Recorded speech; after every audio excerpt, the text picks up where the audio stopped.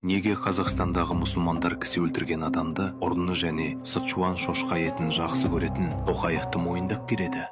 Өзін мұсылманмын деп санайтын қазақстандықтардың 99%-ы көне араб тілін білмейді. Соған сәйкес, олардың 99%-ы мұсылмандардың қасиетті кітабы Құранда түпнұсқада оқымаған. Көбіне олар Назарбаев Тоқаев режиміне қызмет ететін сатылған имамдарға соқыр сенеді. Ал ол имамдар билеушіге қарсы шығуға болмайды деп үйретеді. Бұрын Назарбаевты, қазір Тоқаевты меңзейді. Неге барлық имамдар билікке қызмет етеді? Осыны талдап көрейік.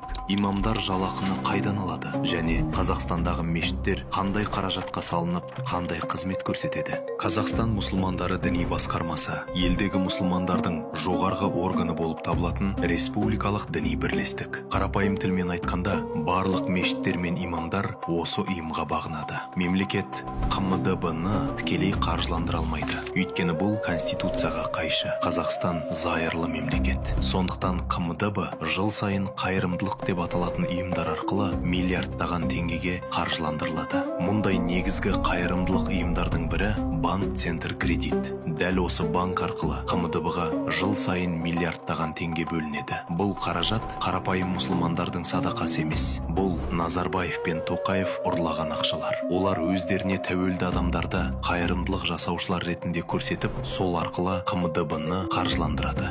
Астанадағы бас мешіт 100 миллиард теңгеге салынды. Бұл Назарбаевтың мұнайдан ұрлаған ақшасы. Оны инвесторлардың қаражаты деп көрсетті. Сіз 100 миллиард қаржыны салып, одан еш пайда көрмейтін инвесторды көрдіңіз бе? Мұндай инвестицияны тек Назарбаев қана жасай алады. Сондағы мақсаты халықты бақылау үшін. Сіз оның ұрлаған миллиардтаған долларын сұрамай, үндемей, бағынышты болып қалуыңыз үшін. Мысал ретінде Барселонадағы Гауди соборын алайық. Ол әлі күнге дейін салынып жатыр. Собор тек жеке қайырымдылық пен билет сатудан түскен қаражатқа салынып жатыр. Егер Қазақстанда мұсылмандар саны көп болса, неге әрқайсыңыз айына 5000 теңгеден бермейсіз? 10 миллион мұсылман болса, айына 50 миллиард теңге жиналар еді. Сол ақшаға мешіттерді өздеріңіз салып ұстай аласыздар. Неге осылай болмады? Әлде ол кезде сіздер үнсіз әрі бағынышты болмай қаласыздар ма? Ислам әділетсіздік көргенде үндемеуді үйрете ме? Мұсылман адам әділетсіздік, ұрлық, өтірік көргенде қайда болады? Осындай бағынышты мұсылмандар Ауғанстанда, Түркменстанда, Иранда және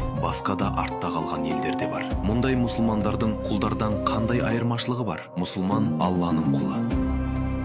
Бірақ Тоқаевтың, Хаменеи немесе Талибанның құлы емес екенін білмейсіздер ме? Қаңтар оқиғасы кезінде Тоқаев сіздің мұсылман бауырларыңызды атуға бұйрық бергенде, біздің мұсылмандар қайда болды? Сол кезде бір имам Тоқаевтың қанды әрекетін айыптады ма? Жоқ. Себебі олар билікке адал қызмет етеді. Ал сіздер халықтан ұрланған ақшаға салынған мешіттерге барып, харам ақша алатын имамдарды тыңдап жүрсіздер. Мұсылман өтірікті естігенде, сол жерде шындықты айтуы керек емес пе?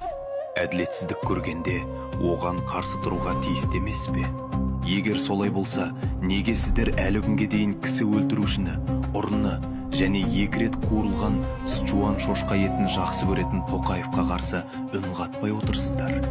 Ақыретте шындық айдай анық болғанда, сізден неге үнсіз қалдыңыз деп сұралады. Сонда қыл көпірде тұрып, не айтасыз?